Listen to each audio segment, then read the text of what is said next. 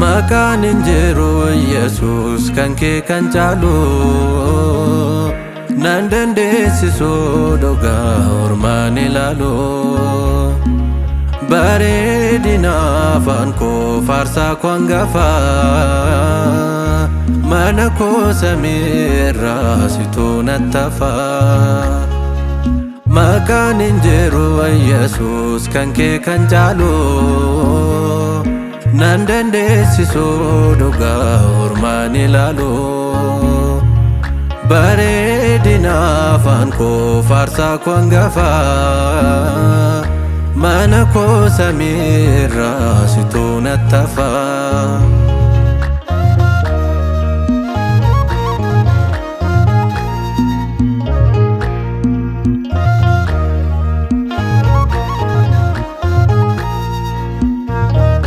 Ittiin fayyuufi daawaan naaf kenname Yesus dha dhugaa maqaan argame.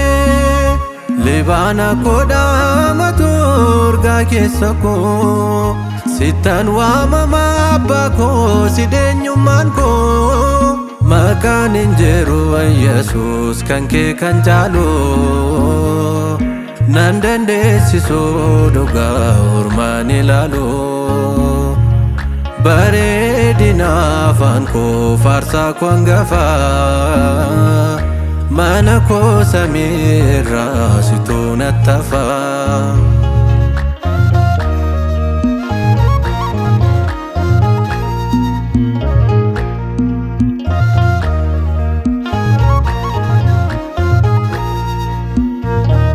Hunduun nuffama afaanii fi yeroo baay'atu wanti uumamaa lafaa yeroof jiraatu. Irra deddeebiin tasumayyuu kan hin nuffamne Yesus yommuu baraan kan hin kuufamne. Maqaan injiru Yesus kan kee kan caalu nan dandeessisu dhugaa ormaan ilaalu. Bareedina afaan koo faarsaa koo hangafa mana koo samiirraa situ nattafa.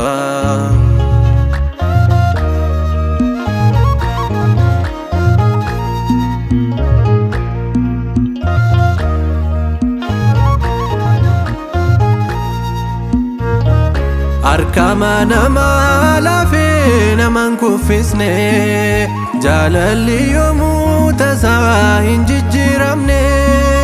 Naaf taatee da'oo anaaf barruu araaraa bakka ati jirtu gooftaa nagaan koo jira. Maqaan injiru Yesus kan kee kan caalu nan dandeessisu dhugaa ormaan ilaalu. Bareedina afaan koo faarsaa koo hangafa mana koo samiirraa situ nattafa.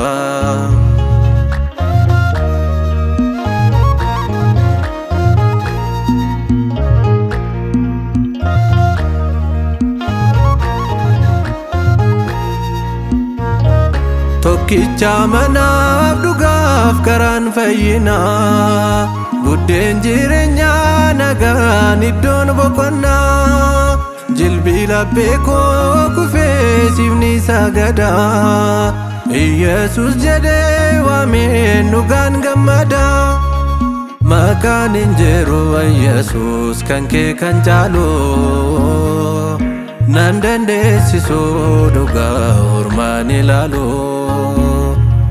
Bareedina afaan koo faarsaa koo hangafa